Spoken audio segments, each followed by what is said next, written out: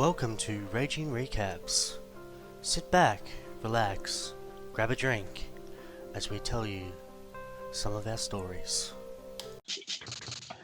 All right. Well, welcome Rages. We are absolutely jumping into a raging recap. Going to be talking a little bit around character creation, a couple of the battles we've been through, and looking forward a couple of things to come that we're going to be streaming. Welcome tonight. Should be another fantastic night, having a good old chat, and having the occasional beverage, and just hanging out for an hour and a bit. We've got Jeremy with us and Rowdy Rod. Hey guys. Good, mate. Yourself? Pretty good. Back on the couch. Sorry, my Harry. Yeah. Why not? I got my Harry Potter cabinet going on again. Looks like you're in some dungeon there, Rod. Yeah, I'm in the main.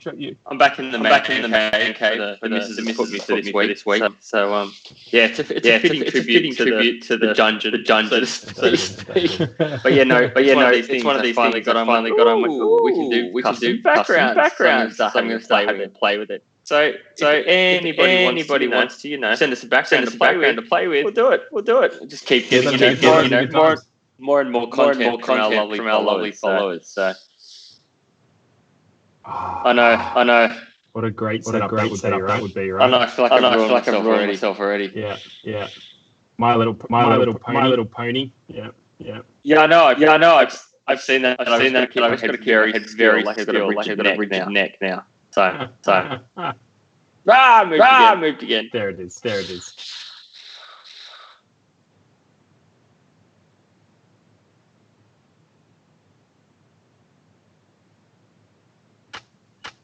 Yes, we do. For our 70 follower on Twitter, when we reach that lovely number of 75, we're going to give a huge giveaway. So the guys at Miniature Hub have been fantastic to put together a little package that we're going to give away. So it is 3 or 4 minis. We've also got a couple of dice sets there. So conditions of entry, please, you've got to be part of our Twitch followers. And make sure you are on the stream when we finally hit 75 so we can announce it. But we're very excited to launch our first giveaway campaign. And look, we were looking forward to hitting 50 and we smashed to that pretty quickly. So now we thought, why not? Let's hang out and reward our followers on Twitch and do something fun. And so, fantastic little pack coming through working with Miniature Hub on those one. Yeah, and if you find yourself liking us on Instagram and Facebook, we will count that as an extra entry. So give yourself a little bit of an extra one and, like on all the socials as well. Love it. Cool. Thanks, Rod. So let's talk about how we build characters. We've been through a whole bunch of scenarios now. We started all our D&D careers with Waterdeep Dragon Heist, which we're still in. We've also done which we kicked off secondly, and then a whole plethora of different random battle arenas, which used a bit of Inc. stuff. But I'm really keen to hear how you both develop your characters for Dragon Heist. Oh, jeez. I was thinking about this earlier. So I play Beowulf, who's like a Bogan Goliath barbarian, just your beer drinking thug that, tinkering, just like your stereotypical Bogan, just wants to make a flamethrower out of a can of petrol and, an aerosol can and a lighter. It's that kind of mentality.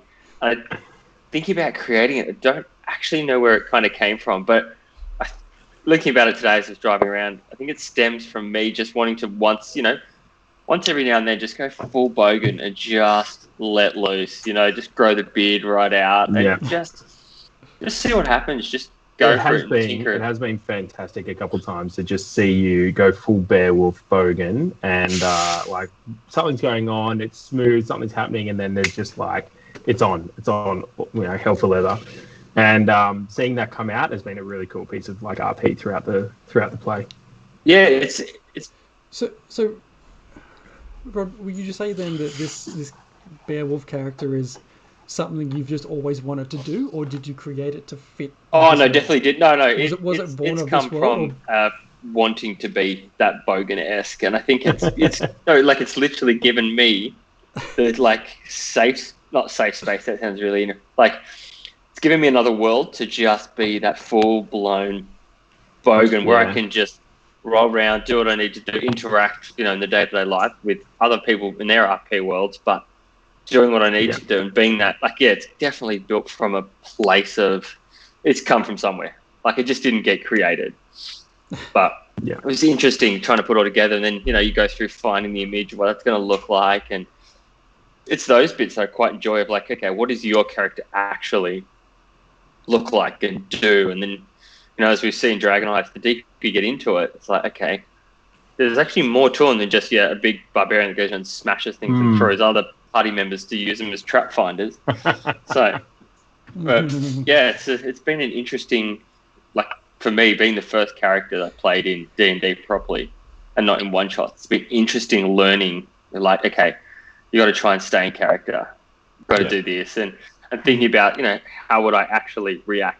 Not how would Rod react in this scenario, but how would Bear react, and trying to keep that in character, which doesn't always help you when it's something they should do and you realise it's probably not the best for their health or their party's outcome, and you're like, nope, I'm just going to take one for the RP and kill the team. Yeah. Dave, you play Zim? I do.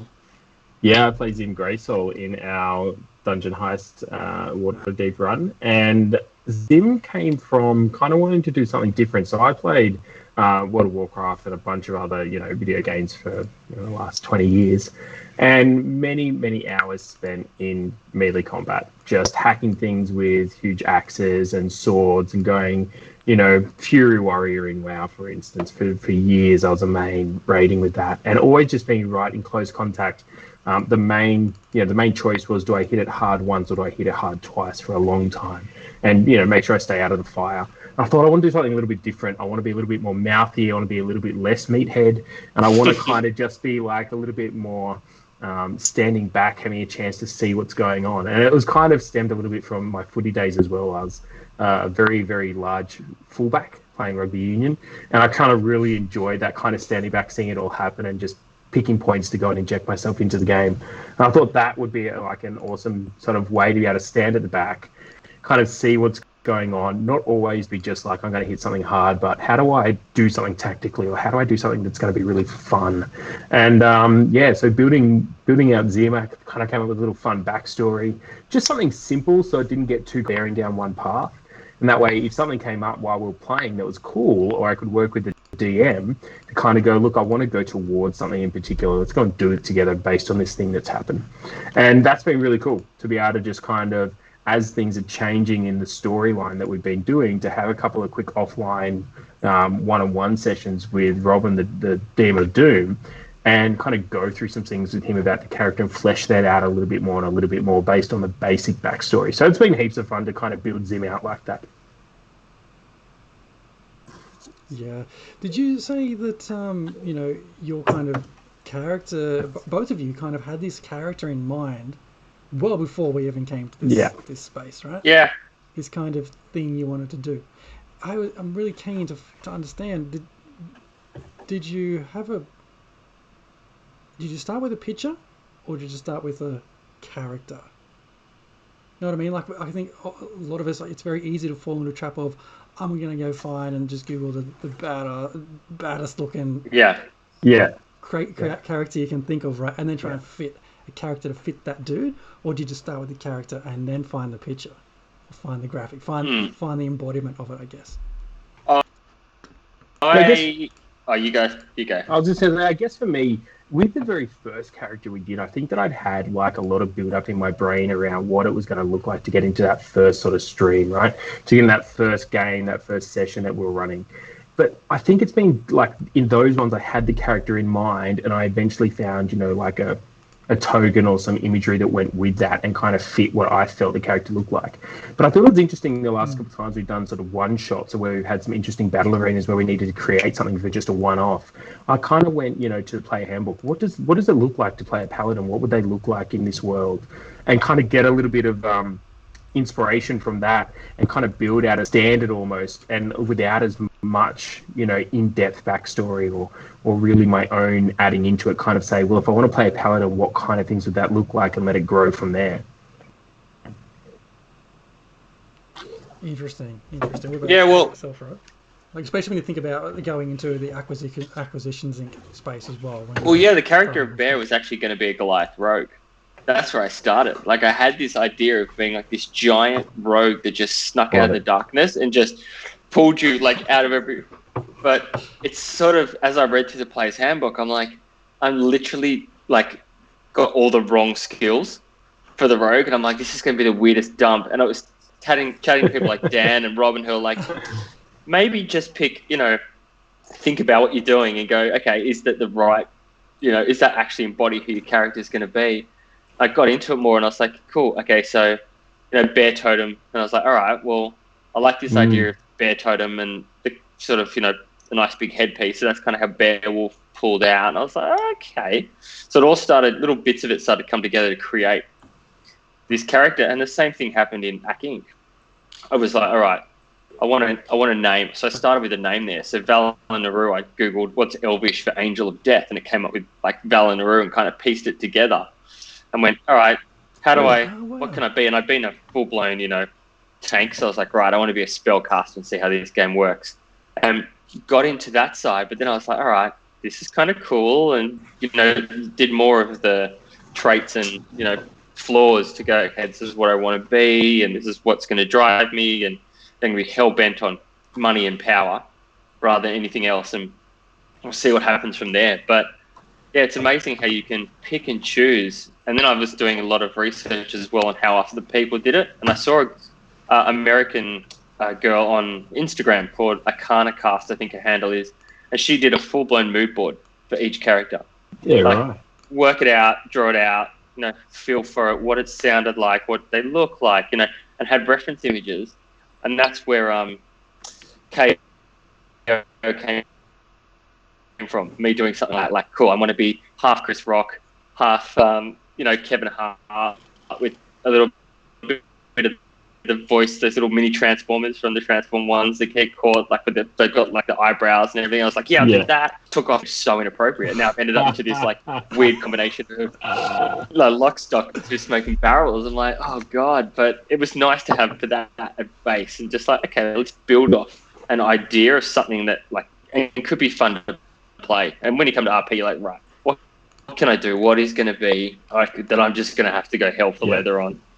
And if you play it safe, it's a little bit easier to pull back out of the RP, I find. Whereas if you've got to commit to a full-blown character,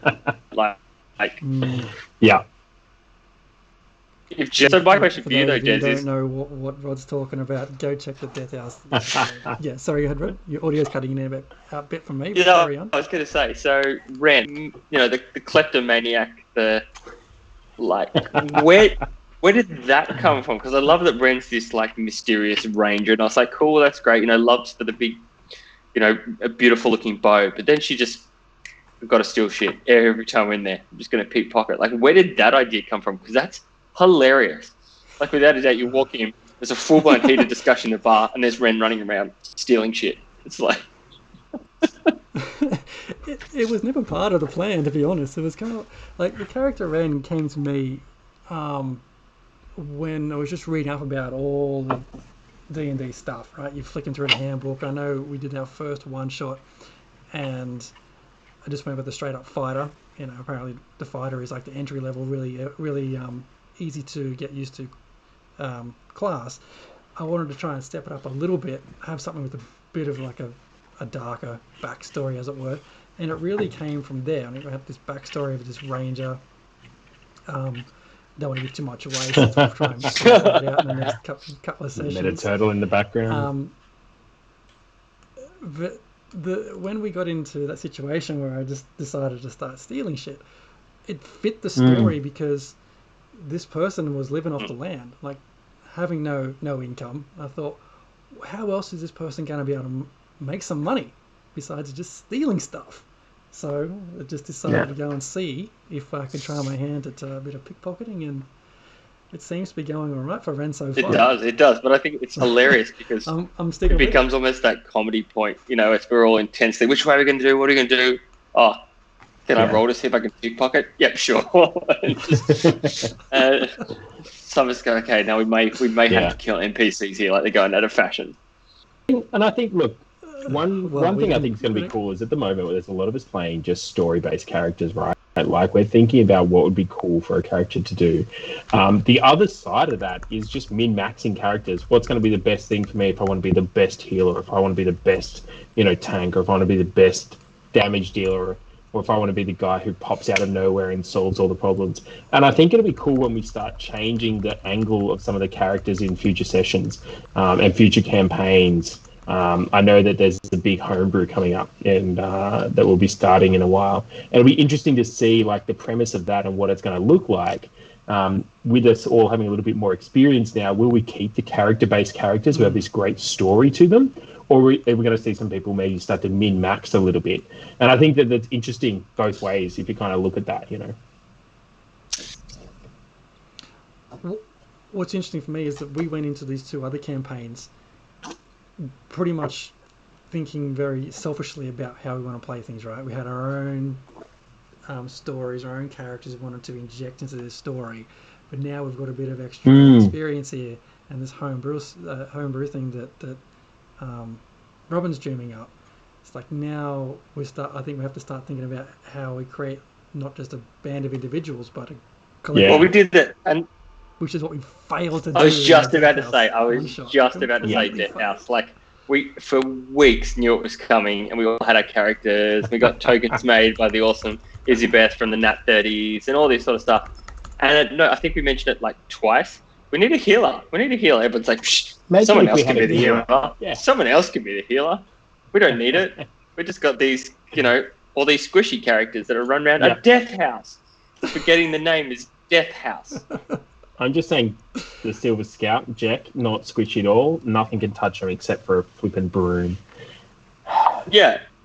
And that's what I love about character creation. You can have the best ideas to have the most maxed out fighter, which will never get killed with the highest AC.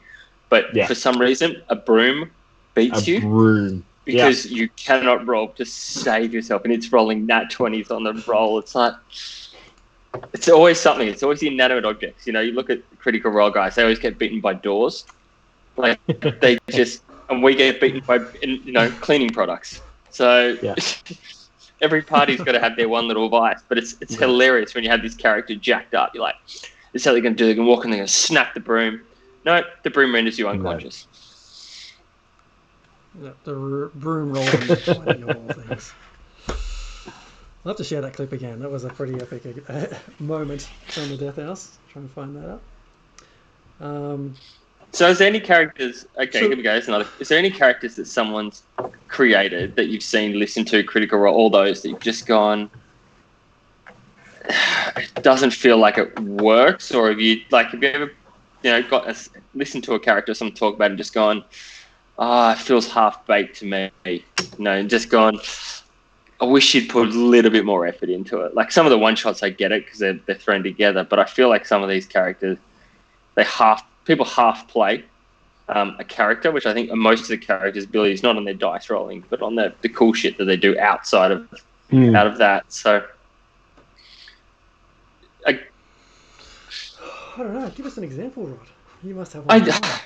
I do. I mean, when Mark and I played the first time at when we first went to Chatswood and played in person. Yes, we used to play in person. Wow. Actually, we first met Robin there too. One of the nights, one of the guys was he was an experienced player, but he had this lizard folk, I think it was, and he was and no, it's not Snack, Dan, don't worry, I'm not going to bag out your character. but it was rolling him and just like so interested in what he'd done and what the stats were and how he could do it. And it was this and that. It's like, dude, we're all new players. Like, we're just here for the fun of it. And I think that's where, the good character generations and stuff come from more of the backstory and the cool stuff, because you get sucked into them rather than going, I don't care if you can, if your mods are +5 and a +3. It doesn't mean anything. Like, I want to know that you're just going to swing in with the world's worst war cry, or like that you're a bard that can only sing Britney Spears songs. Like, I love that sort of crap. So for me, it's just I do that. Yeah, you want. I you want can't wait for to, this, Rod. I know. Now I just feel like I'm doing myself in characters. Yeah. Yeah. That's right. There. It's like when we had it was a one shot we had where it was just like bring a random character. I was pretty pumped. Like, yes, I'm gonna try out all this random stuff and see what happens. But you miss out on all that personality behind it. You don't know how to play it besides, and now I hit, and now I throw something, and now I cast, which takes all the relevance behind a racing class out of the equation. But at the same time, the stuff that we've been doing with the battle arenas has been cool to try out a few things like that. Oh, yeah. Like, what's the class like to play? Is the Paladin something I think I'd be interested in writing a bit of a backstory for and developing? I mean, we've been working on this Waterdeep now for a couple of months, and you grow with your characters, right? Like, I really have a mindset that I really dig into when I'm playing Zim, and the same again for when I'm playing Sue. And they're totally different, and I've got to be Sue to play Sue, I've got to be Zim to play Zim, and I really get into those. But then sometimes, when we want to do something that's just straight up go and hit stuff in the battle arena, that can be a lot of fun as well. So it all kind of like, I think that there's different avenues work really well sometimes. But yeah, I feel like sometimes you could definitely railroad yourself into something really specific in a long-term campaign without actually going into the story. Yeah, but I feel like the battle arena is fun because it allows you to build that character, like to work out, okay, like you said, this is what a wizard actually does. And then your brain runs with this wicked character because you understand because a lot of it is understanding how you do all the spells. Like, that is, you think IKEA is hard together, try and work out what some of the cryptic spells mean. But that's a whole different thing, the whole RP behind spells, which is kind of cool too, your character. Yeah, I agree. I mean, playing Flint the cleric in the Acting campaign and then jumping into an arena, it's like, well, let's find out if this guy can charge into battle. No, turns out he's not very good at that, so let's try a different tact. And that learning has helped in the campaigns, at least that's what I've found anyway. Yeah, that's the episode where Jez decided his cleric was going to be a tank and take on everything. You know what? I'm looking forward to more of that stuff in the future. How can we be a little bit different? How can the battle casters get a little bit closer and do some more crazy stuff? How can the big, battle heavy tanks do something? I'm interested to see what the group comes up with as we go through some more of these crazy things, and how we can make it work, because that's ultimately it, right? Any of these fun things we do, it just puts the team in a new position that we've got to work through. It just makes it a little bit more interesting, add a little angle to it, make it one of those things we just got to work a bit harder for. Yeah, and look, like they say, anything's possible if you roll high enough. So you can be the most, this biggest barbarian with the most finesse. If you're just rolling high, if you're not, oh man, it's glorious for the rest of the team to just mock you. Yeah, I was thinking about that actually. Like, rolling a new character, you get shitty if you don't roll high enough or don't roll good enough. But then, and it's true. But part of me thinks though that rolling low helps you to build the character and the reasons why that person sucks quicker. Yeah. And even rolling in that one or something, it helps to add to that personality and that personal story a lot quicker than just like 20 smash, or whatever the case is. Yeah. But yeah, I think you can. But question for I was going to say, sorry. So we're talking. No, I was going to say I did like that. That idea of just thinking about it now. If you roll badly, like lean into it. If you roll badly, make them like the Waterboy character who just fails at everything except for like the play your Disney moment. Like just keep aiming for that nat 20, because then you'll get it right when it needs to. And I guarantee it's just the way it is. Every time you need that clutch moment, it'll happen. It'll just You just play into it. Yeah.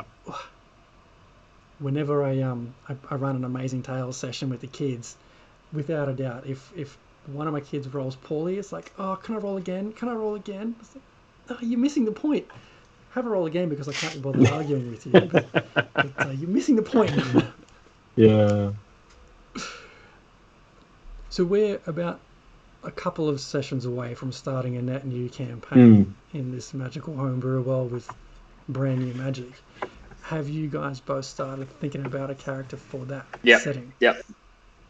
What goes through your head to get to that point?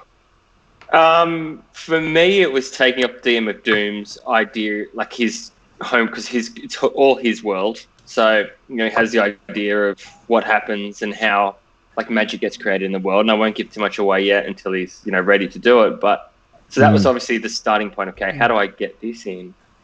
But mine is now built off a couple of Homeland characters, for those that have ever watched that show. So I'm developing this weird bipolar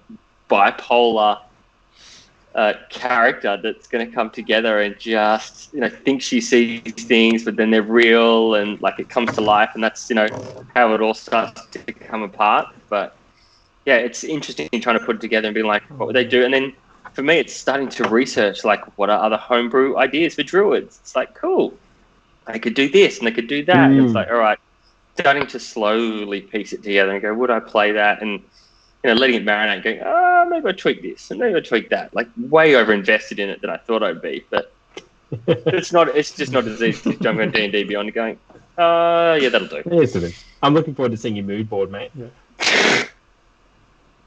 Yeah, now I'm going to create one of the mood board, my custom backgrounds and everything.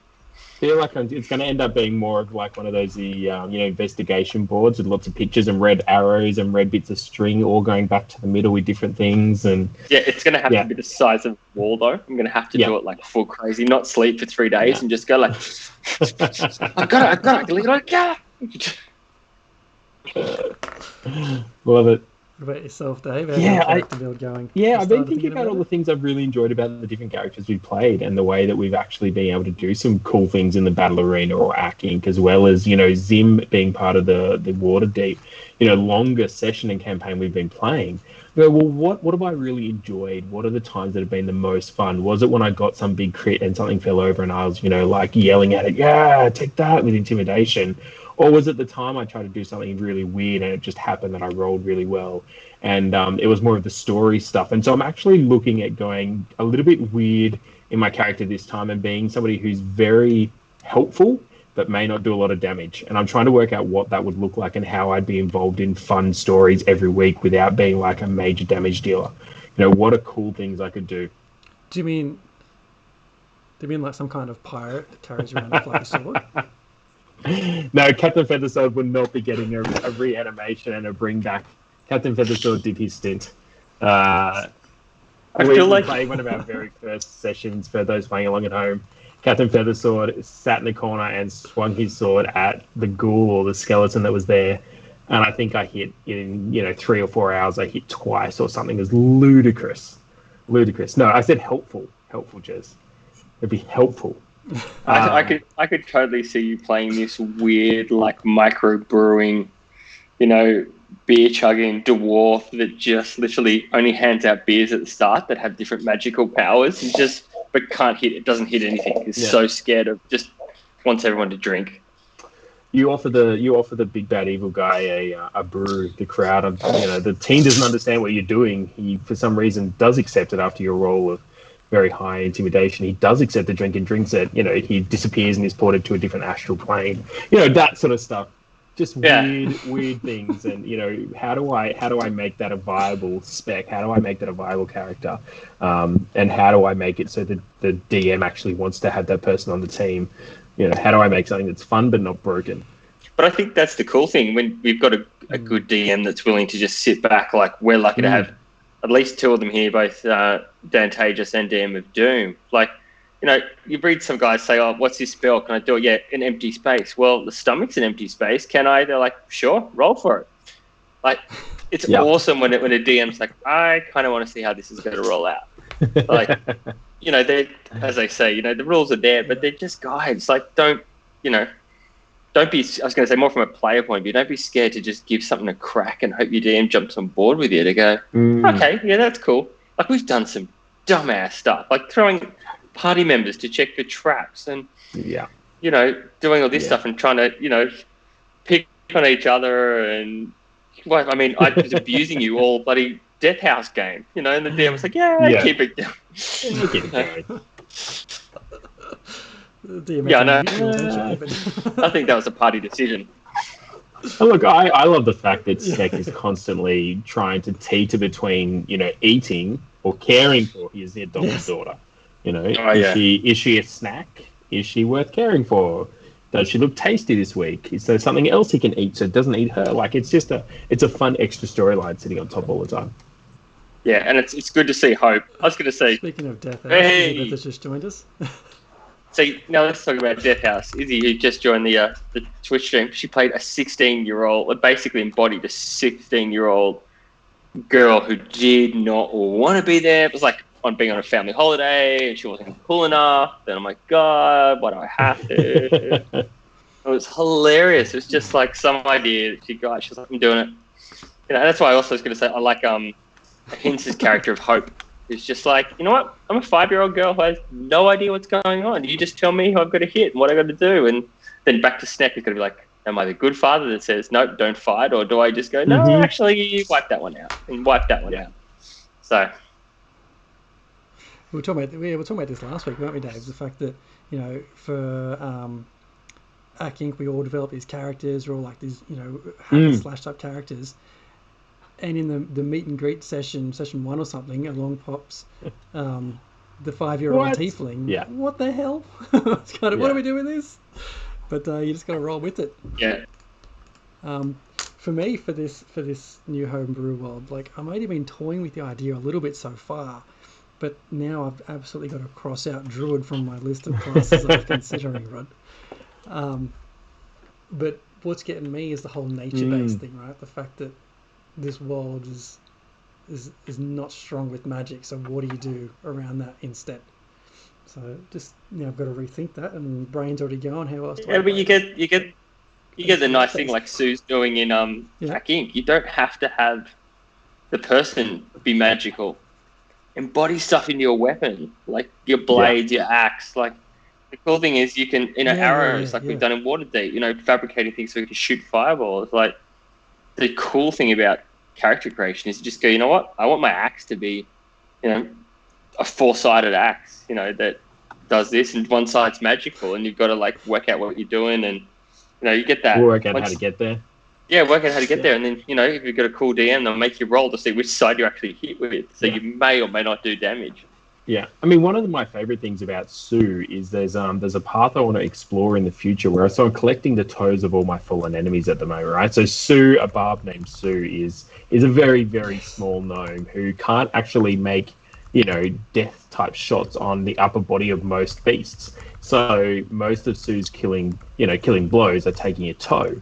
So I'm thinking in, when Sue progresses a couple more levels, of having some sort of solo, side thing to go and find some way to turn that, necklace of toes into some sort of totem.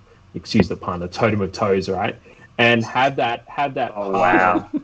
Sue's got something a bit like a deck of cards or something, and have some way to build that into the story of all these fallen characters and fallen beasts that I've fought. How does that then become part of the process? Tell me, have you guys both done a solo session with the DM of Doom? Yeah, he's a very generous man. How much did that impact? Yeah, he absolutely is with his time. How much did that impact your character development for sessions? Massively. Yeah, huge. Yeah, and I think one of my favorite things was we went and did one of the quests. So I aligned myself with a certain faction, and we went and did a quest for them, and that kind of gave us the whole carrots jokes and the pumpkin aphrodisiac and these sort of things. It just gave us a little extra avenue to go and do something that then gave me a little bit more of an in and built my character backstory up a little bit. And I think, Rod, you were going to say something as well about how that kind of worked in your favor too.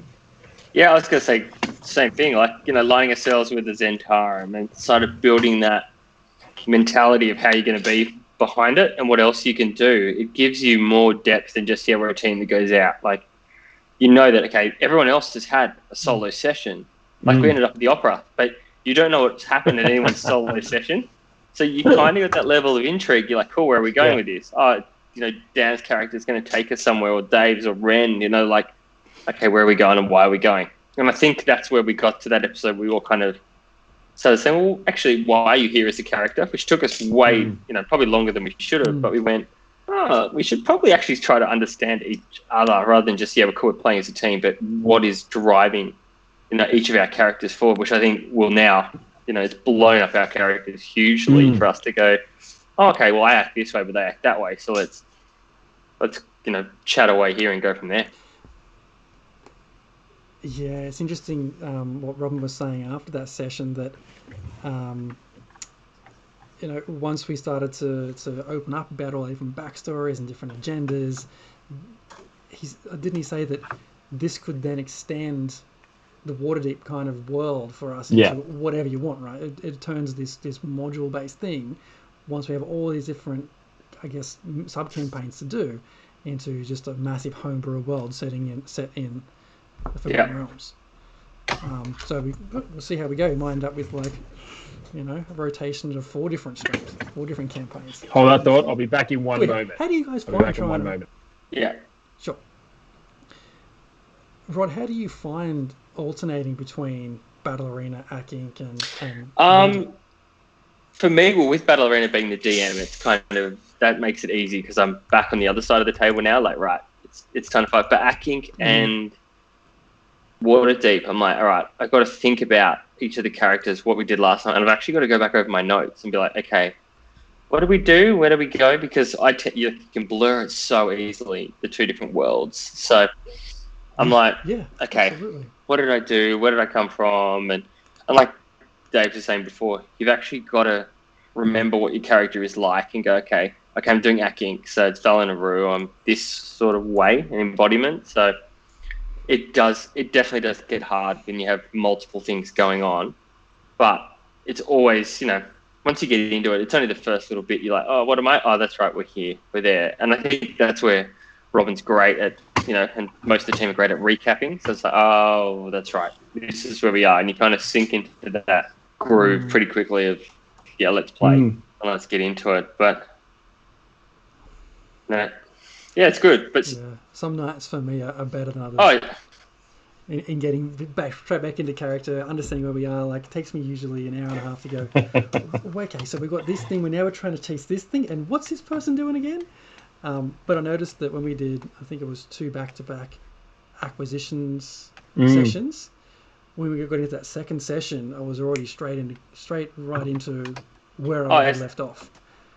So I quite liked doing the sequential thing, but there's definitely credit in doing it that way. And I know we talked about at one stage, like, do we alternate every 2 weeks? Do we try and do one campaign and then a month later do another campaign? Or, like, it's just, how do you get into it? But you do want that variety. Like, you need to play different characters.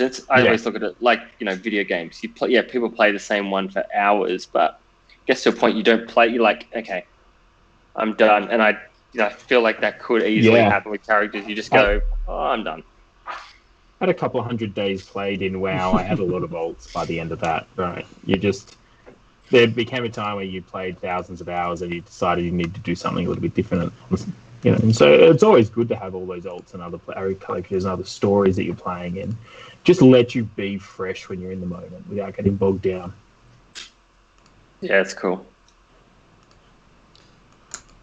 Yeah, I'm sorry. Keep chatting. I'm just fixing something with the... No, good. So is there any direction your character's gone in either of the, say Waterdeep, that you're like, oh, I thought they were going to go this way and be this really lawful, cool, respectful person, but they've actually gone a little bit messed up and, a little bit more twisted than you thought when you first created them? Yeah, I think with Zim in Waterdeep, I thought that Zim was going to be much more of a standard, studious type wizard. And my one shot, the way that I ended up coming out of that was instead of being just like a purely spell book study type wizard, it almost drifted a little bit towards druid type nature alignment. And I thought that was really interesting because when we did that session, that kind of it was very natural in the way that we progressed there. It wasn't forced, and I thought that was really cool. And so it was rather not so much messed up type thing, but very different to where I thought that little one-on-one session was going to go and what the outcomes were going to be. Yeah, I don't know. Apart from, Ren now becoming just you degenerate. And a flirt, Such a apparently. degenerate. I think she's playing out how I have her in mind. I think that I'm trying to see how I can tap into her backstory and make that a little side quest, like the farming incident. But we'll see. Nothing yet that's really thrown a spanner in the works for Ren. I think with Bear, I originally started when we were in person as being like this real thug character that I was like, yeah, cool, be the leading from the front. And I think once you get into that team play and realize this is a co-op game, not really a solo game, you're kind of like, I'm not being that team player. I'm being a bit of that guy that no one really wants to play with. Like, you start, and you start to feel that like, is it really, am I just ruining, so for me, it was like, okay, my character's got to be a bit more like, and start to get bored and itchy when there's not combat, but, trying to use what skill set they've got. So I've tried to make my character a little bit more of a thinker, which is hard when you've got a very small intelligence. But the character. That's right. Yeah, just in case. Just want to be clear. That's interesting. Actually, one thing that comes to mind for me after you said that was I had in mind that Ren was just going to be a very broody, silent kind of person. But a couple of sessions in, I thought, shit, if I don't start saying anything, I'm going to be pretty bored here. So I was D&D. Yeah, good. I sat at the back and did the same thing for 4 hours. Yes. Pretty much. So hence part of the pickpocketing, right? Just trying to get in there and... Well, yeah, I think that's the thing, right? You want to be in the spotlight. Like, you want to have your moment in the sun as your character, but you don't want to take it. You don't want to be hogging it all. So it's that fine line, which, is all part of that character development, I guess, rather than the creation. So it's like you've got to always be thinking, where's it going? And I looked at that when Dan was talking about when I was thinking about multi-classing. It's like, does it work for your character? Like, don't multi-class because you're unless you want to be the greatest, dual wielding, maxed out barbarian fighter. If it doesn't work, don't do it. Like, you've got to be able to play into it. So it's interesting to see how people kind of just go, let's do it. And I think for me, the big thing is when you watch new players, they get so caught up in what the stats are going to be that role playing and that character development actually just disappears, and they're so worried about how far they can see, jump, shoot, what's their AC, like all the stats get in the way of really good play. Yeah, 100%. Actually, you brought up an interesting topic there, multi-classing. What are your thoughts on that? I've personally, I've been trying to steer clear of it. I keep kind of, should I, shouldn't I? But I think for me, to your point, Rod, I'd rather just forget all that, focus on the character and let that evolve rather than try to throw too much at it. I've done it with Valinaru, so 3rd level sorcerer and 2nd level cleric, but it's hard. It is way harder than I thought it was going to be. Like, I tried to grab a few things here, but it helped me because I got the divination that I wanted. But it's just one of those things. It's like, okay, I had an idea of where I wanted to go, and it worked. But there were so many variations. And, I mean, you start Googling what's the best multi-class for a sorcerer or best multi-class for this. It's like, holy crap. Like, you look up barbarian. What's the best multi-class for a bear totem barbarian? And they're like, pick druid at this, like this many levels druid, and then this many levels rogue. But this is all assuming you're getting to a 20-level character. But if we don't make it to a 10th level character, it's like, this is a really good game, and I've done nothing really. Like, And you're right. You got to go. Am I just going to OP and go for this character? Like, am I just going to try and hit the hills, or does it actually work for? Yeah. And I think that's the big thing from what we've been saying is, does it work for your character? Yeah, and that's huge. So for me so far, like Sue and Zim have all just been single class, right? It's a wizard, it is a barbarian, it's a paladin. But feeling a little bit more confident in the game, understanding a lot more of the mechanics, and understanding how I can take my character's story and use that to multi-class is really what I'm going to aim to be doing when we go and do the homebrew in the next big campaign that we do. And I've got this character backstory that I'm kind of working on at the moment, and something a little bit different, but I think it's going to be, like I said, a really helpful character that's just going to offer up a bunch of cool things along the way without being like the best healer or the best damage dealer. And it is going to multi-class. It'll be my first foray into it. And I think for me, as I was kind of looking at the characters, I kind of went, if I run this class, it's not going to fit in this one. If I run that class, it's not going to fit in that way. And it didn't ding, nothing, no light bulb went off. And then I was just, I'd taken up Rubik's Cube recently, and I was Rubik's Cubing, just sitting there, just twisting the little thing around, getting frustrated at it.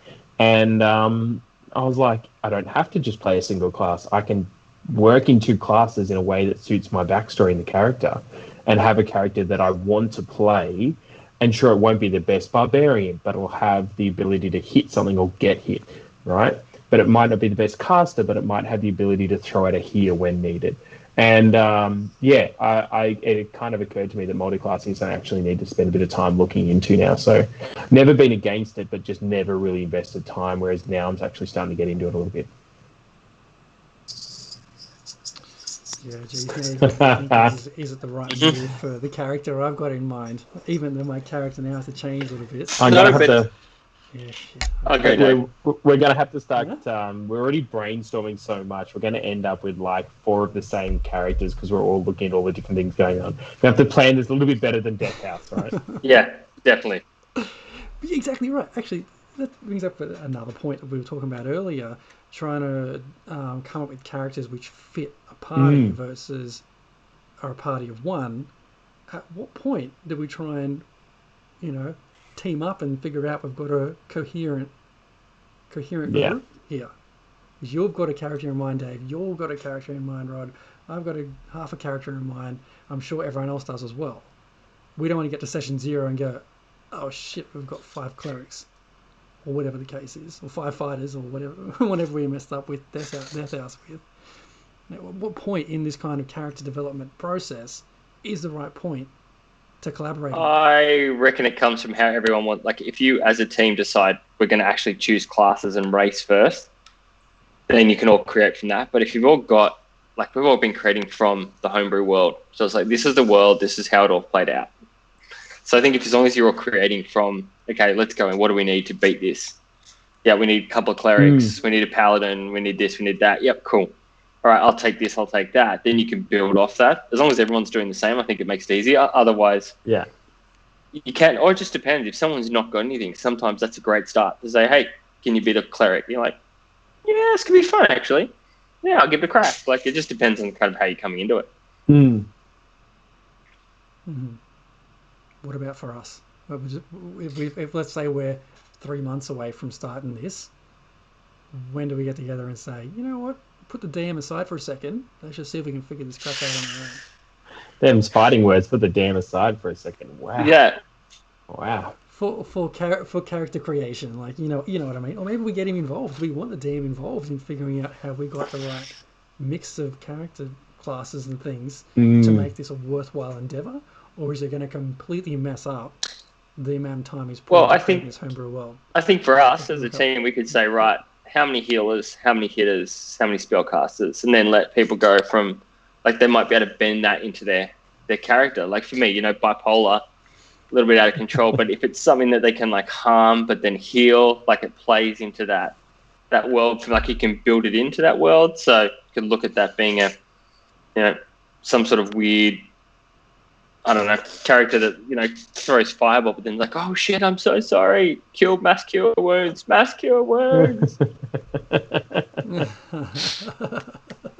fireball on feet. Oh, dear. Cool. what else goes into make up a character? How do you go about choosing spells for your casters? Oh, that's a hard one because you've got to, depending on who you play with, you've either got to have them ready and you've got to think ahead of what's going to be, or I mean, for me, for Valinor, for me, it's everything lightning because one of the channel divinity I've got is Tempest Domain. So at one point of the game, I can max out. If the spell lands, I can just max damage roll on it without having to roll. So I'm like, okay, lightning spells are going to be my number one. But then you've got to think as a Death House we're playing, probably need to preserve, or can I preserve the AC or increase the AC of one of our big hitters? So yeah, you got to kind of find that mix between killer and helper. For me, when I was creating Ran, I had a very limited range of things to pick from. I could pick like one cantrip, and there's not a lot there. But I'm thinking back to what fits this person's backstory, because I had no idea what everyone else was going to play. Right, no idea what the story's about. What fit this person's backstory, and the only real thing which made sense was message, which I think I've used once in the campaign so far. But I know it's there, and I know it makes sense for her character. But I can't believe, Rod, that for our kink we both ended up with Tempest. I know, that's crazy. It. But that's the thing, right? It's just, I think because we talk so much as a team, we almost are thinking the same way now. So we need to have this. Like and we did it with Death House. We all took very similar, we've had that same range of characters we always have. It's like, oh shit, we did not think this through. Yeah. Well, a couple of soldier background fighters, Jez, right? Yeah, you two, exactly the same. Yeah. I think Jeremy just needs to get original. That's what it is. Yeah, exactly. It's just copying everyone else. Just have an original idea, Jez. It's all my bad. I'm making a spreadsheet. I'm going to get him first. 100%. And I think that is cool as we talk more and bring more to the table. It's very interesting. Yeah. So what let me. Goes into character? I have been listening to Maud Garrett podcast. Peter Garrett's daughter, massive into D&D. So as in the Midnight Oil's Midnight Oil Garrett. Yep. So she has this great way of getting new people into D&D about eliminating all the rules, which sounds stupid, but focusing the RP. So I really liked it, and with what I'm trying to do with the Raging Rolls is launch in the next couple of weeks those to pay attention, a new to D&D campaign. So it'll be 3 sessions, 2 of them, learning how to build a character sheet, learning role playing and how to get into it, and the third being a fun one shot with one of our DMs. But she did this really fun, quick way of getting people into building a character. So I thought if you guys want to have a crack, we'll try and build a new character really fast and show how easy it is to do role playing. Man. Let's do it. You mean after we've just spent all this time talking about backstory development and playing the role, we're going to... But this is what I mean. This is how easy... I want to show people how easy it is. So this game is, if you want to look up Maud's podcast, it's Fungeons and Flagons. It's all over YouTube. They do a way more drinking than we're going to do tonight based on it. So, would you put up some links for us on Insta? And we'll link if you want. Well? Yeah. So awesome. What we will do is, if you both want to roll a D20, we will we'll pick some characters this way. So roll me a D20 and tell me what number you get. I rolled a 9. Right, is this something that... Yeah, if you've got a D20 and you want to post it in our Twitch channel, I can tell you what your... Actually, let's make it a D20, and I will tell you what your character is. And if you're playing on the Twitch channel, just chuck it in the chat, and I will... You can play along as well. All right, so Dave, roll me a D20 and tell me what you get. Yep, I rolled a 9. All right, so you are going to be... You're going to be a human. Human. You're a human, Right. so, and roll me a second D20.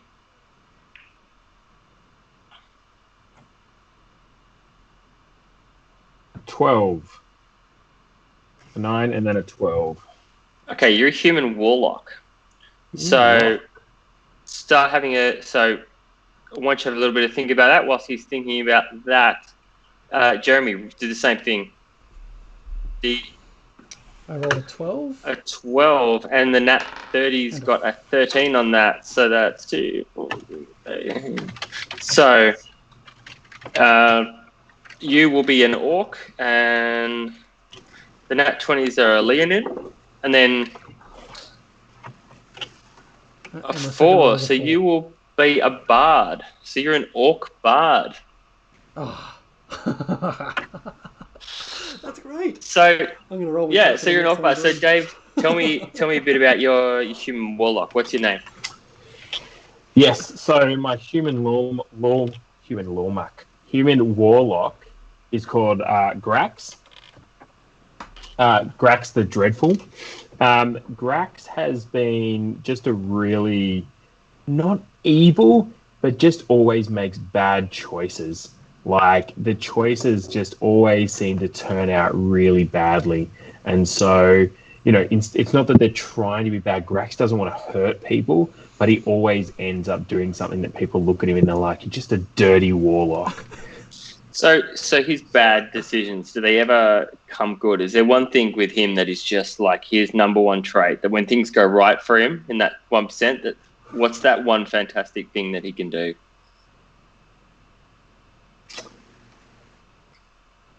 That's a really good question. I think that there's a selfless element to him when he gets that 1% right. It's a selfless element where he's using his warlock capabilities, his connection to his demon or his entity that he's aligned with. They end up coming good for somebody else in that 1% of times where things work out. And so, tell me about the weapon. What's your what are you killing with? What are you out there slaying away with? So I've got a cool little focus. It was, I when I initially kind of got together and had gone down this path, one of these, things that turns out really poorly is I had a pet when I was young. And one of my first original encounters, once I became a warlock and kind of went down that path and made this pact, was I ended up having to, my pet died. And I've actually got the skull of my pet as my main spell focus that I'm using. Whoa! Okay, that went dark, and I love it. So, yeah. Jeremy, yeah. Tell me about the barb with the inability to sing being half orc. He really has no ability to sing, but he really wants to play for people. He carries around his lute. He's trying to bask. He gets the occasional gig when he's not singing. But yeah, all he wants to do is try and make people happy. But he can't and his notes. What name does he to go by in these lands? He's just known as Crumb. Crumb. So with Crumb, this need to make everybody happy. What's that stem from? Is that a family thing that he was never, is it from? Yeah. He found it really hard to get validated as a kid, as a young orc, whatever they're called. Never quite got the attention that he was needed. Came from a big family, so he was always struggling to get seen. So he's just trying to get seen and prove himself, as an entertainer. So what would be Crumb's number one thing? Like, is he the greatest at what in this awesome world? I'd more like heavy metal singing, I'd say. And when he's singing this death metal, is that a sense of the power it comes from? Is that the killing? Is that what it does to destroy the enemies? Is it more? I don't think he knows. I don't think he knows exactly where it comes from. But in my head, he's sitting there trying to sing some melody. He's strumming along on his guitar, and then like a trance comes over him. And is it rocking? So is he singing death metal songs in a death metal like style, or is he singing death metal Britney Spears? Is that the melody, and then he's like, there's a switch, and he becomes? Yeah. Well, he doesn't know anything about anything. It's only one style of music there, one melody that they've really got to play with. So he's just rocking out. That's the same tune he was playing, trying to play this harmonious song to, but just with death metal lyrics. So it's the reverse. It's the death metal lyrics in the nice melodic. Oh, I love it. Ooh. Yeah, Ooh. the rage just fills him, just the pain, the anger, and he's into it. He's just like, it's the same tune, but it's like, this is from me now. This is not the So stuff I for have. the both of your guests, if your character had one major fear, fault, like something that really will affect them mentally, physically, health-wise, what would you say? Like, what is that trait? They're just like, they can't, they're susceptible to water, or like, what is that element that just really would destroy this character and kill it in the first round? I think Grax would have to be affected by this idea of having killed his childhood pet and now has that self-focused skull in his hand all the time. Anything that's like a small beast messes him up, and he can't attack small beasts. So with Grax, basically, a small fluffy dog would just destroy him completely. Yeah. But like any small beast, and he has like, flashbacks, and he can't do it. He can't take a killing blow, he can't hurt it, or he like breaks down into tears and has disadvantage on his rolls, that sort of thing. Yeah. What about you, Jez? What about Crumb? I think he needs to moisturize. It's can't let his skin dry out, otherwise it just starts to crack. So it's a lack of moisture. That if there's no water it's just, that's it, that body starts to crack. You've got to keep splashing water. All right, so the two characters meet. You're both in the bar. You're sitting there, it's the Adventurers League style thing. You're both ready on a quest. A gentleman walks up to you at the bar and says, "I've got a mission for you.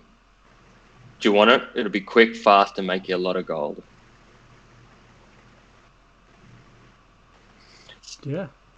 Crumb's busking days aren't working too well for him. So you follow this gentleman out of the bar. The next thing, whack, you jumped on. 4 blokes are bailing you up, and they're about to, take everything you own. They've grabbed Crumb's loot. What do you guys do? I bring my familiar in. Yeah, straight away I bring my familiar in and just freak them out. This thing just appears. They're not. They just think it's 2 blokes that they get to jump, and suddenly there's something else coming out of nowhere that's attacking them.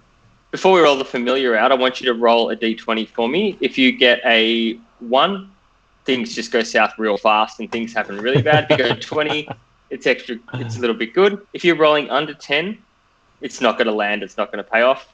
Right, over 10, it'll pay off, and then if we're in the top half of that, we'll see what happens. But let's see how you roll. I rolled a 13. Oh, so it comes off. You do scare these guys back and away, but they're still not fully running away. They feel like they've just stepped up their fight. So what about Crumb? What do you want to do? They've just taken your guitar. Your singing days are numbered. Crumb is just cowered behind whatever trash he can find out in the alley there. He's not looking too comfortable. But I think at that point, he's overtaken by this other personality, which I can just see him standing up and just screaming his head off. Death metal at scream. people. All right, roll me a d20. Let's see what this death metal scream does. Oh, an 18, the scream. You just see, boom, one of them goes down real fast. The others start to run. They're running away from you. Do you guys want to do anything to them or let them run? Oh yeah, I'm not into being jumped. My demonic pact with my demon is, I feel a sense of rage, and I'm just going to zap these dudes. I don't even know what spell I'm casting because I don't know the warlock spell set, but I'm just going to shoot something green. Some sort of green bolt is going to be injecting these guys straight in the back. All right, roll that d20 again. You see what happens. Oh, you remember I said that his key thing is that he has good decisions and they go bad? You rolled that one, didn't you? You cast. It sounds like a great decision, but as you shoot this green thing covers over these enemies, they run. But Crumb, as you're standing there, you watch as these fluffy little kittens all appear and start to walk back towards you guys. As you see, things are not what they should have been. So, and that's basically that's basically way to get people into RPing. So what we've done there was 5, maybe 7 minutes. You made characters, they had backstories. We got rid of the rules. Yeah. Like, they played, they had a bit of fun. So I want to try and do that with a few new people to D&D just to start that. Like, let's weren't worried about what the roles were, but a bit of fun like that to go, because you guys created characters really fast of like, yep, this is the backstory, and they're sing death metal and all this sort of stuff, and you're like, you just got to let that brain and kind of let it run. Let the story own it. Cool. Yeah, cool. I like it. And so you're planning to do like a 3-piece session on this, talking about so we'll do the first backstory and rules, and then getting into doing a bit of a something. Yeah, it'd be the basic rules. So the first session will be playing a bit of that and working out how to build a character and where it's come from, like we've spoken about. Second session we'll look at things like Roll20 and how to build characters and how to roll your stats and what you should and shouldn't do. And then the third session will just be, let's get them to play together. Like 4 people, let's see what happens. Get a, DM Dantageous or DM of Doom to go, all right, let's have a bit of fun here and try and, let them run everything. And obviously I'll try and get some of the rages in there too to sort of help and, be a bit of a guidance. But the idea is just to be like, okay, this is the ease of it. Like, don't worry about reading the whole player's handbook and going, oh, we must do this. Let's focus on, and the community is fantastic of everyone helping out. So I just want to get people, and there's a lot of people posting out, we want to play. But if you know the basics of it, like we've all done, we only knew the basics. Learn everything else by playing. It's very generous of you to say that we knew the basics. Very generous of you. Hey, I was part of that, so I'm building myself up.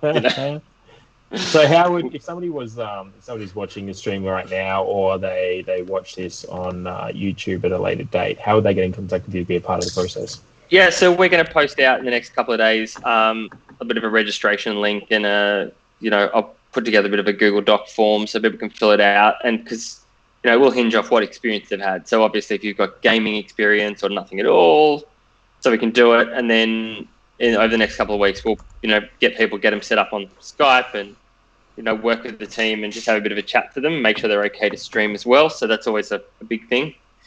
But then we'll go from there and just slowly chat to them and build it out that way. So keep your eyes on all the D&D forums. It will come up. Stay on our Facebook page too, because it'll always be there. And then a lot of the updates there as we're going, we'll punch out on that too, so you can all see it. Brilliant.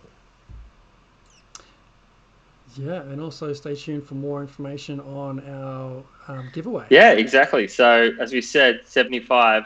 Looks like we're up to 54, I think, at the moment. I can see it with a quick glance in the corner. So we're there, almost there. So the more people you get your mum, your dad, anyone, the quicker we get there, the quicker we can give some good stuff away for you guys. The quicker, and then be active in the chat while when we hit the magic number.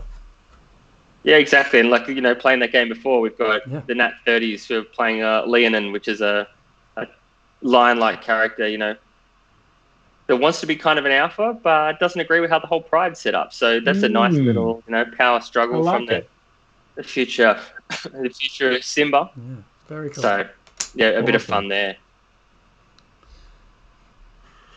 All right, good chat, guys. We covered a lot about character stories, role-playing it, what works for your character. I really like the way to quickly create a race and a class and a backstory. We spend days and days and days stewing on these things, and we just come up with 2 characters in 3 minutes, right? So it is possible. Love it. I think we'll probably wrap up there. Thanks everyone for watching. This will be up on YouTube on Thursday, I think. We should have said tomorrow, put Dad under pressure. We'll be up tomorrow, 6 a.m.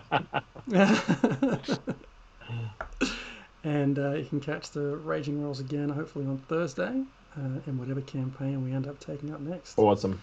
But for now, let's go raid a fellow streamer, a good friend, Dreaded GM. So make sure you send Dreaded our thanks, let him know where he came from, say hello, follow his stream if you haven't already. It's pretty good viewing, and I might stick around for 2 minutes and say hello as well. I've got to be able to spell raid correctly, so let's try again. Told you intelligence is not my thing. The character, right? It's not the characters. So, yeah. The problem is we just spoke about how much we embody our characters. Yes, pretty much. This Rod, just very quickly, that little session you just ran then is so similar to what I run for the kids, but I don't get them to roll to create a character, which maybe I should, because they end up creating things like unicorns whose best skill is jumping high and things like this, or mermaids, and someone wants to be like a swashbuckler. I'm like, how do I together. these two characters? Well, there is, together and there's on Dungeons and Flagons, they do it in a fun of different ways. And like highest roll gets to pick out of, like, she's only got 4 characters, and there's 3 of them, 4 characters, 4 classes. Like, or you say first person to roll a number, 3 or below. You get to go first. Like a bit of, fun ways and tailoring the characters, because you can, you just Google character races for Dungeons and Dragons, and there's like 25 of them. And you're like, holy shit, where do I start? So. All right, we're about to raid. So all right, thanks legend. for watching. See you guys. See you soon.